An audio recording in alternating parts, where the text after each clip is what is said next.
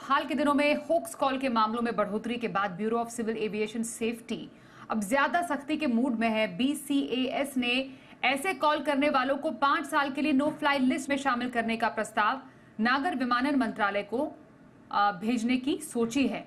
ज्यादा डिटेल्स लेते हैं हमारे सहयोगी अमरीश पांडे हमारे साथ है। अमरीश, आजकल तो कई ऐसे मामले सामने आए हैं कि एक होक्स कॉल आता है या कोई लेटर कहीं पर आ जाता है, भेज दिया जाता है ईमेल के जरिए, बम से उड़ाने की धमकी दी जाती है। अब ये जो नागरिक उड्डयन मंत्रालय है, इस पर क्या सख्ती की तैयारी में है?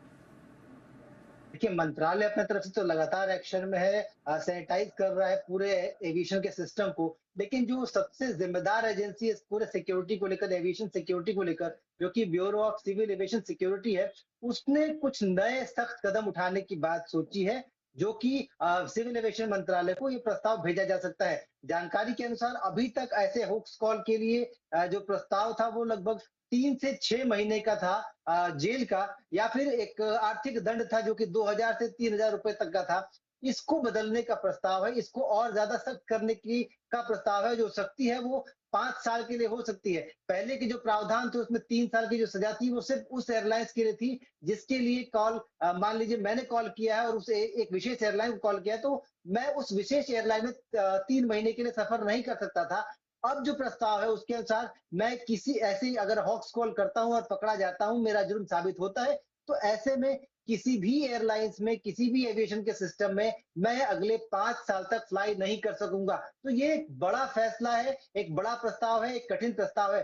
साथ साथ दूसरी जो क्योंकि जो देखा गया था ट्रेंड, उसमें पहला तो ये था कि कॉल से आती थी धमकी, इसके अलावा ईमेल से धमकी आती थी।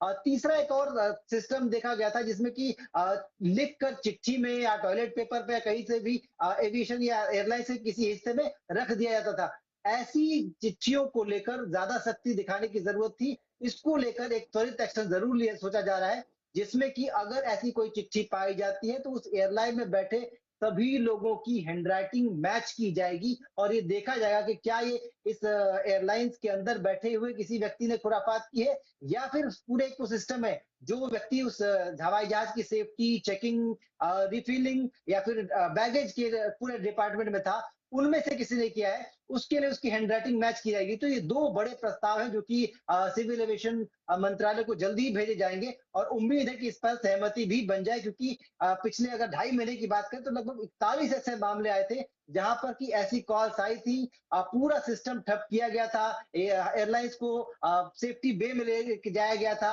अब लगभग 4 घंटे 5 घंटे तक पूरा एयरलाइंस, पैसेंजर्स ये सब परेशान रहे थे। तो ऐसी परेशानी से बचने के लिए इस तरह का एक कदम जा सकता है। जी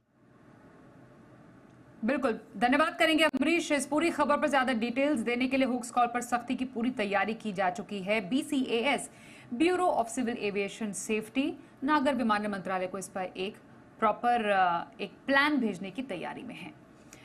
वहीं खबर यह भी है, एविएशन सेक्टर से ही जुड़ी हुई, दिल्ली से दरभंगा की यात्रा करने वाले स्पाइस जेट के यात्री आज मुश्किल में फंस गए। प्रचंड गर्मी के बीच यात्रियों को विमान में 1 घंटे से अधिक समय तक बिना एयर कंडीशनिंग के विमान के अंदर इंतजार करना पड़ा।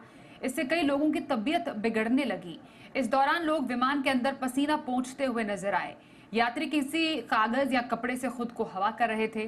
करीब 1 घंटे तक विमान में ऐसा ही नजारा रहा। फ्लाइट के अंदर का वीडियो न्यूज एजेंसी ANI ने जारी किया है।